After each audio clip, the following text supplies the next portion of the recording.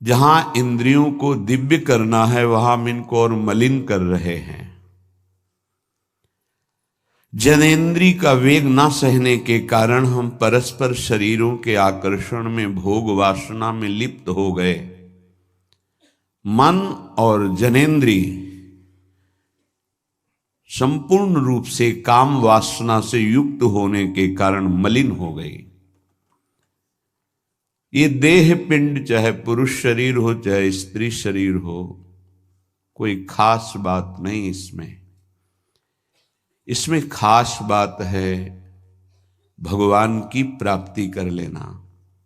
खास बात है तुम्हारा चिंतन दिव्य हो जाना। खास बात है इस शरीर से सबकी सेवा बन जाए।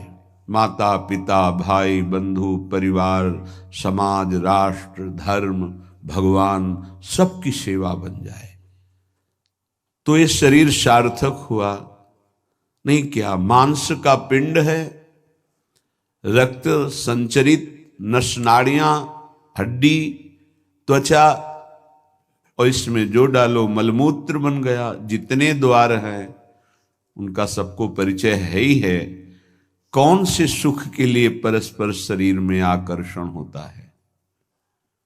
सच्चिदानंद सुख की लालसा वाला शारीरिक सुख के भोग में यदि अनेक जीवन व्यतीत करने के बाद ये भी जीवन व्यतीत कर दिया तो हाथ क्या लगेगा? इतना जीवन व्यतीत कर दिया, क्या हाथ लगा? बहुत विवेक विचार की जरूरत है। धर्मयुक्त काम भगवान ने अपना स्वरूप बताया है सृष्टि संचालन के लिए। यदि विवाह पाणी ग्रहण संस्कार करके संतानोत्पत्ति के लिए विधान किया गया है तो वो धर्मयुक्त काम है, व्यभिचार वहां भी नहीं, धर्मयुक्त काम। अन्यथा धर्म विरुद्ध यदि काम का सेवन किया जाए तो घोर पापाचरण बनने लगता है और मलिनता पे मलिनता होती चली जाती है। स्त्री रूपा मेध्य पिंडे मुंह रमृत धिया। हमारी बुद्धि इतनी मलिन हो गई है कि मलमूत्र के द्वार को अमृत पान का स्वरूप समझते हैं। कितनी निकृष्ट बुद्धि है। इन शरीरों पे है क्या?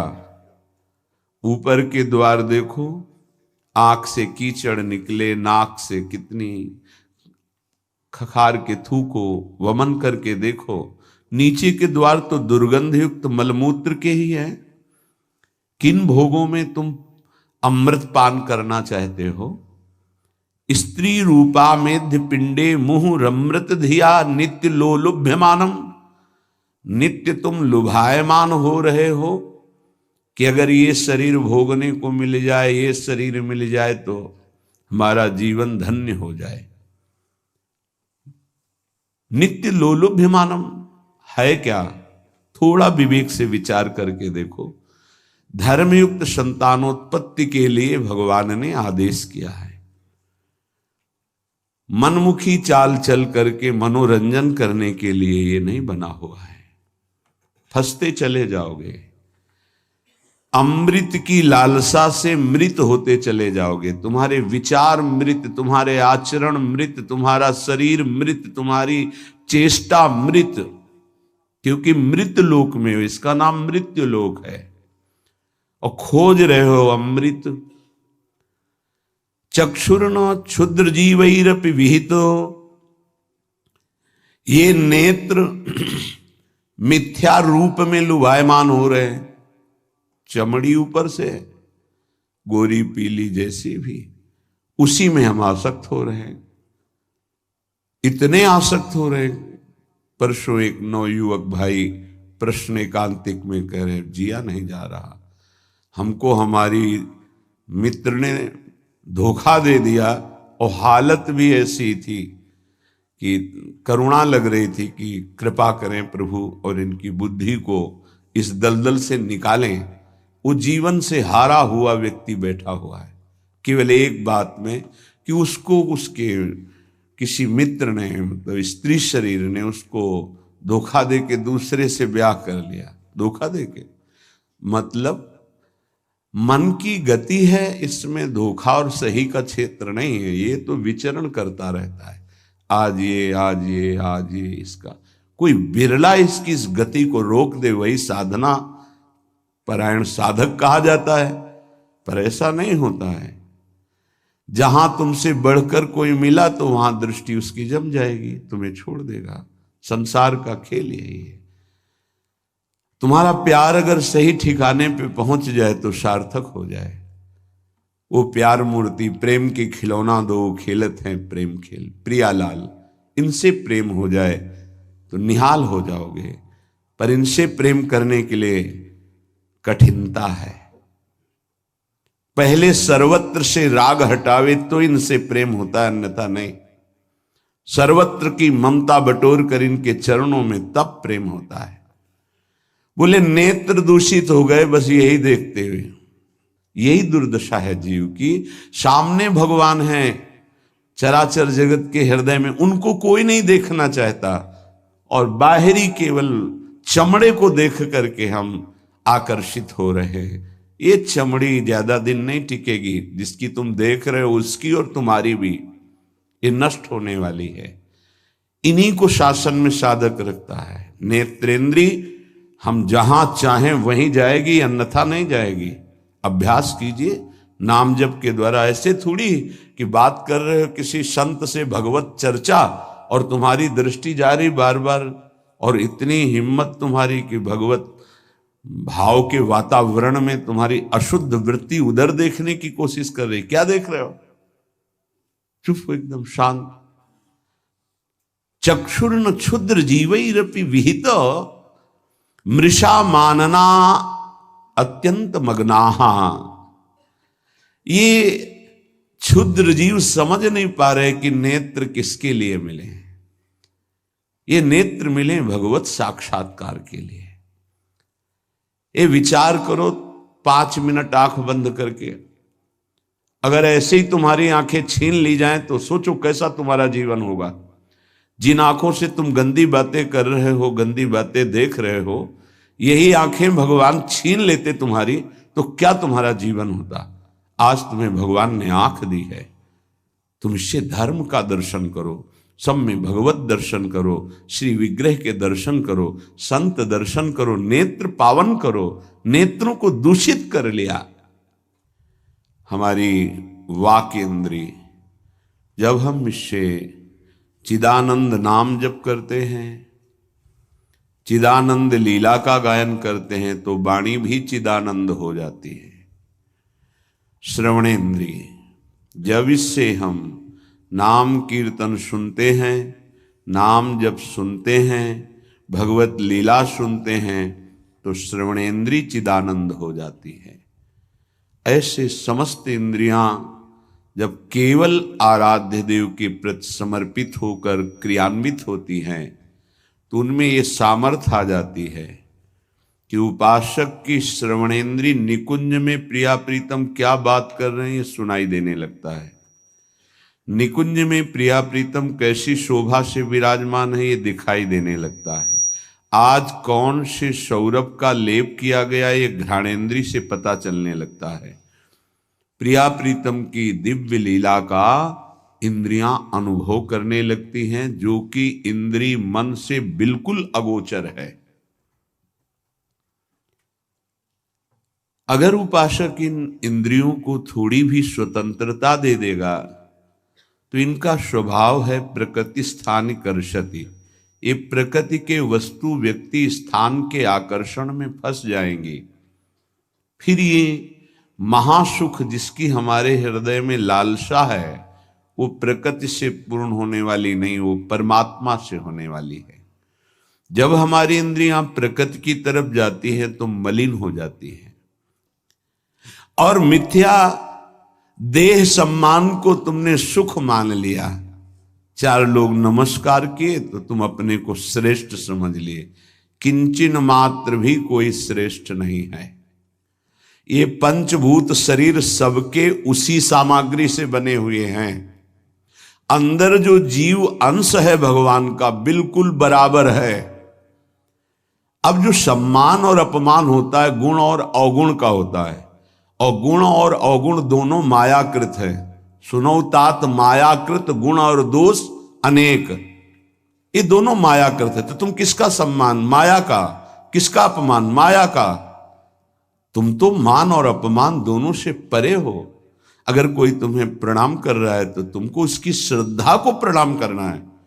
तुम खास थोड़ी हो गए कि वो तुम्हें साष्टांग प्रणाम कर रहा है तो तुम महान हो गए। महान वो है जो साष्टांग प्रणाम कर रहा है, उसकी श्रद्धा प्रबल है। नहीं कि वो कोई अंतर नहीं। जो इस देह में पंचभूत वही उस देह में पंचभूत, जो इसमें परमात्मा का अंश वो उसमें परमात्मा का अंश, उसकी श्रद्धा बड़ी है इसलिए वो आपकी तरफ प्रणाम कर रहा है। बोले बहुत बुरा हो गया। मिथ्या मृषा मानना अत्यंत मगनाह, मैं झूठ मूठ अपने को बड़ा मानकर सम्मान प्राप्त करने की लालसा, सम्मान स्वीकार कर लिया तो हृदय अपवित्र हो गया। बड़ा मन है, फंसाता रहता है, वो मकड़ी की जाल की तरह, फंसने वाला नहीं जानता है। संत सदगुरुदेव शास्त्र इनकी सूत्रों को जब स्वीकार करे तो पता चलता है मैं फंस रहा हूं या मुक्त हो रहा हूं। श्रीपाद कह रहे हैं कि देखो, जनेन्द्री ने फंसा दिया काम भोग में, नेत्रेंद्री ने फंसा दिया रूप में। सच्ची अगर सावधान न रहे तो ऐसे ऐसे फंसाव हैं कि जीवन ही नष्ट हो जाता है, पूरा जीवन। अब उसको लाख समझा रहे थे, कुछ समझ में नहीं आ रहा था। बस वो ये समझ रहा था कोई आशीर्वाद मिल जाए, जादू टोना मिल जाए कि वो जो हमारी मित्र है वो वापस हमको मिल जाए वापस। बस उसको इतना ही लक्ष्य था। और हम ज्ञान विज्ञान वर्णन कर रहे थे, सुन बैठा था केवल, क्योंकि समझ में आता है ना आप हमारी बात पकड़ रहे हो कि नहीं पकड़ रहे। नेत्रेंद्री ने रूपों में फंसा दिया, हृदय मलिन हो गया सम्मान प्राप्त करने की लालसा से। और कह रहे जिभ्या मिष्टान्न निष्ठा विरमति न मनाग वित्त सग्रंथनुचितम। जबान आ गई भोजन के स्वाद में, ये मिष्ठान्न है, ये चटपटा है, ये बड़ा स्वादिष्ट है। जिभ्या रसेंद्री यदि भोजन के स्वाद में मगन है तो राधा नाम सुधा रसम का स्वाद नहीं ले पाएगी। उचित आहार जो भगवत प्रसाद रूप है उसको डाल लेते हैं, उसके प्रति हम आसक्त नहीं होते, स्वाद दृष्टि नहीं रखते। पूर्व के संत भगवान के दर्शन होते थे, खप्पर रखते थे नारियल का, नारायण नारायण, दाल खीर रोटी जो भी मिला खप्पर में डाला मिलाया। स्वाद से मतलब नहीं, प्राण पोषण से मतलब है। और यहाँ धनिया की चटनी अलग, टमाटर की चटनी अलग, भरौआ मिर्च अलग, ये अलग ये अलग, तो फिर राधा नाम सुधा रसम भूल जाओ। ये 2 अंगुल की जबान है, बस इतने में सारा खेल है। यहां से नीचे उतरने पर कोई स्वाद नहीं है भाई, इतने में घुमाने का स्वाद है। और अच्छे अच्छे इसी में फंस जाते हैं। जिसकी रसेंद्री विजयी नहीं हुआ रसेंद्री से, वो हर इंद्री का विजयी होने पर भी विजयी नहीं माना जाता। रसेंद्री विजयी जनेन्द्री विजयी जरूर होगा, और रसेंद्री जनेन्द्री विजयी संपूर्ण इंद्रियों का विजेता माना जाता है। धैर्यवान उसे ही कहते हैं जो 2 इंद्रियों को काबू में कर ले, रसेंद्री और जनेन्द्री। रसेंद्री मिष्टान्न आदि भोग पकवान पाने के लिए लोलुप जीवन हो गया, पेट बढ़ करके छाती से 1 बीता ऊंचा हो गया है। उठने बैठने में दिक्कत होती है, पर पाने के समय और कितना अधिक पाया जा सके, ये स्वाद वो स्वाद वो स्वाद कितना पाओगे, मर जाओगे पाते पाते, फिर भी तृप्ति नहीं होगी। बहुत विचित्र वासना है, बहुत विचित्र वासना है। चित्त वित्त सग्रंथ अनुचितम, सच्ची बात। आज चरित्र भगवत धर्म मर्यादा इसका महत्व धीरे धीरे समाज से हटता जा रहा है, धन का महत्व होता जा रहा है।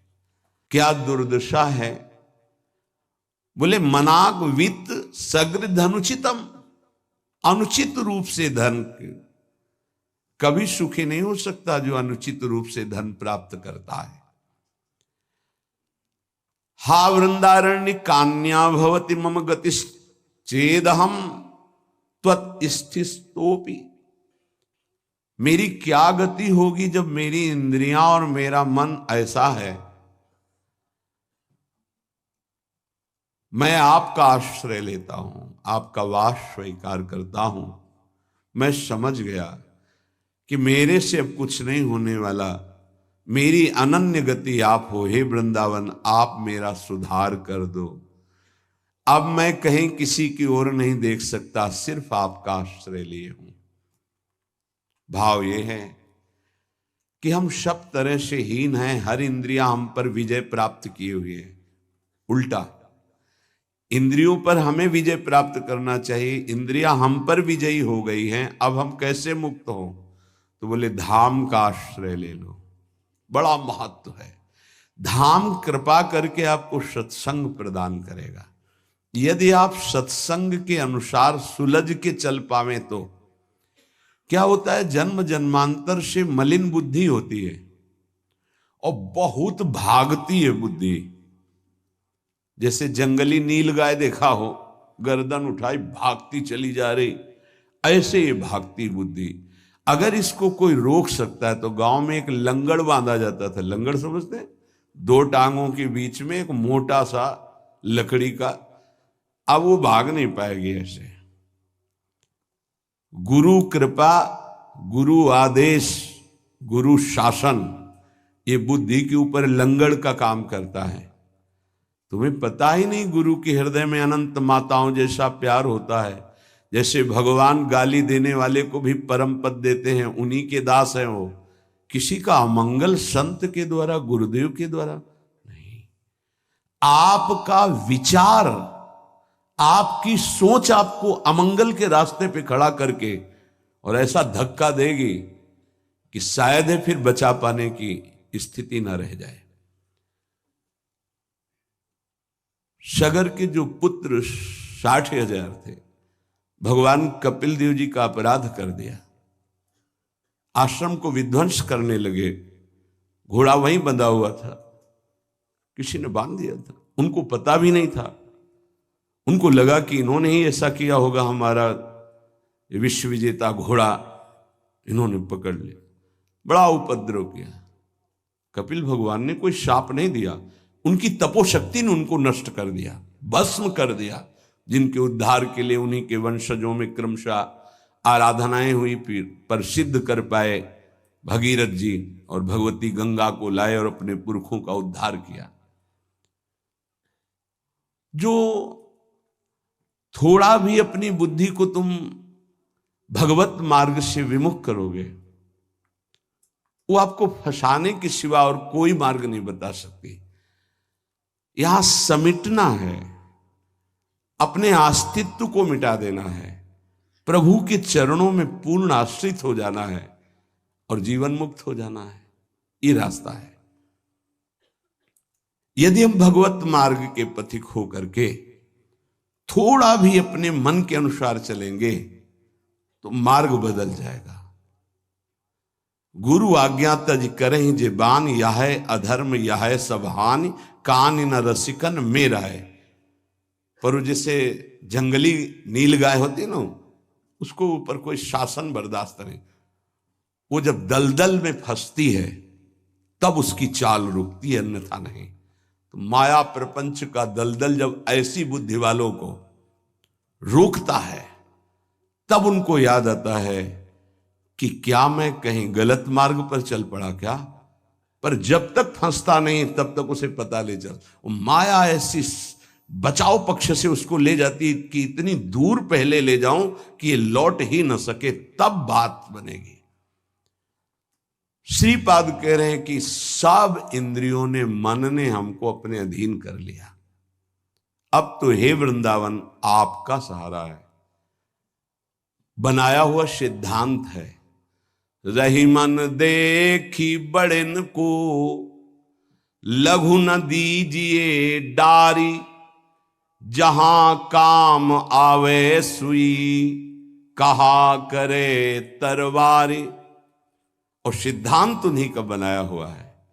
अगर गुरु चरणों में लघुता आ गई तो विश्व ब्रह्मांड में महत्ता स्पर्श ही नहीं कर सकती तुम्हारा। ये हमारी बुद्धि, ये हमारा मन ऐसा सोचता है कि शॉर्टकट से चले धनी बन जाए, शॉर्टकट से चले परम पद मिल जाए, शॉर्टकट से चले बहुत उत्तम सम्माननीय बन जाए। है बहुत शॉर्टकट है। सर्वस्व त्याग और एकमात्र प्रभु का आश्रय। अभी जो चाहो बन जाओगे, पर सर्वस्व त्याग। आज तक जितने भी महापुरुष हुए हैं सर्वस्व त्याग से। सर्वस्व त्याग का स्वरूप किसी के नामे कर देना सब प्रॉपर्टी नहीं, अपना अस्तित्व मिटा देना। अम्बरीश जी चक्रवर्ती सम्राट हैं पर अपना अस्तित्व नहीं है, तो क्या हुआ? सुदर्शन चक्र उनकी रक्षा में है और भगवान दुर्वासा जी को द्विज कहते हैं और अम्बरीश जी को भक्त कहते हैं। अहम भक्त पराधीनो अस्वतंत्र इव द्विज। तो मैंने वृंदावन का आश्रय लिया, अब वृंदावन संभालेगा। तो वृंदावन किस रूप में संभालता है? संत रसिक सदगुरुदेव के रूप में संभालता है। यदि हम ना उनकी आज्ञा का पालन करें, अवहेलना करें, तो बड़े कृपालु हृदय के होते हैं जो संत हैं।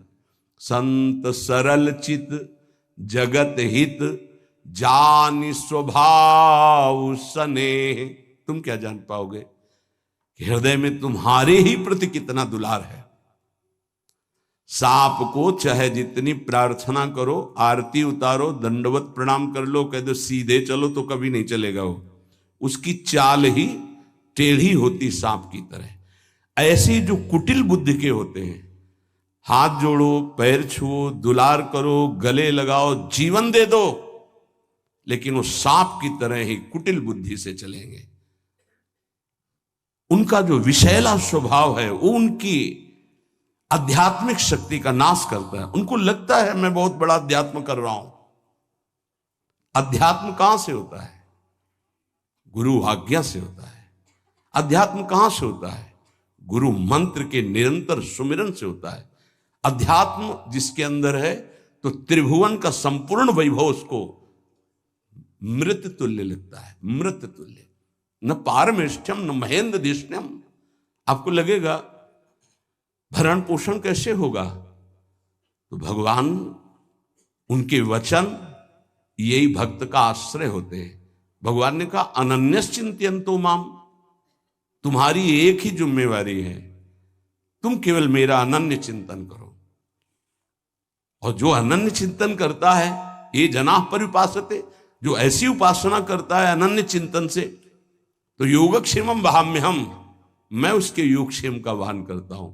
अप्राप्ति की प्राप्ति और प्राप्ति की रक्षा ये मैं करता हूं। शुद्ध परमार्थ को जान लो, जीवन मुक्त हो जाओ, फंसने में देर नहीं लगती।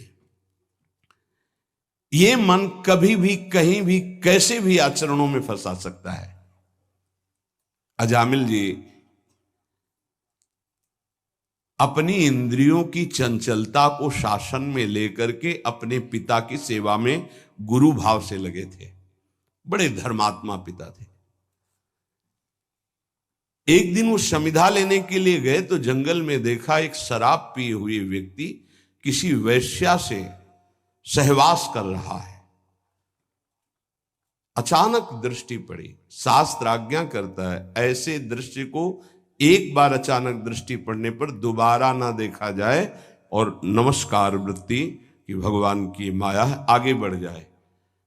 पर वो तो सेवा को छोड़ करके उसी को केवल देखने लगे।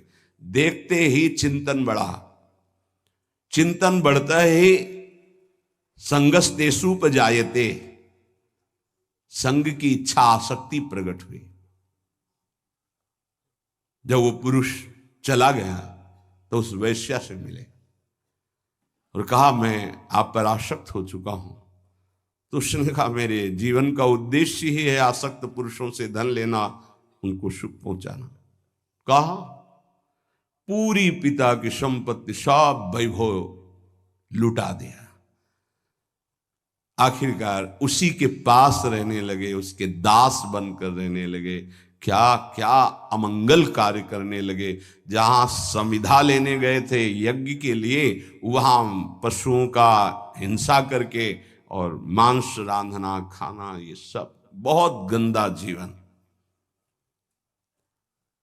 एक बार थोड़ा भी कोई धर्म का अनुष्ठान करे तो धर्मो रक्षति रक्षिता, धर्म उसको बचाने की कोशिश करता है, रक्षा करता है।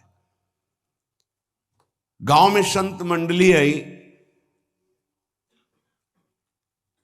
मंडली ने पूछा यहां कोई पवित्र उदार संत सेवी का घर हो तो बताना, वहां आज हम रुकना चाहते। पूरी संत मंडली ठाकुर को भोग लगाएंगे, आरती पूजा और सुबह चले जाएंगे।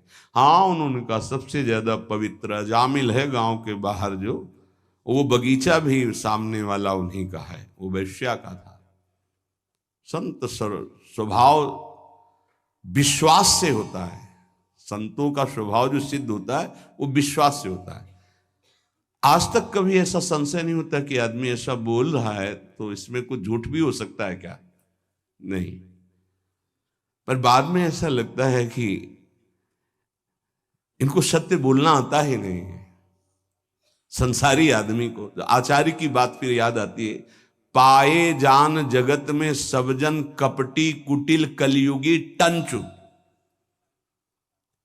कपट और कुटिलता के बर्ताव किसी और कुछ आता ही नहीं। कई बार सत्संग में प्रार्थना की कि एक जगह ऐसी रखो जहां झूठ मत बोलो, कपट मत करो।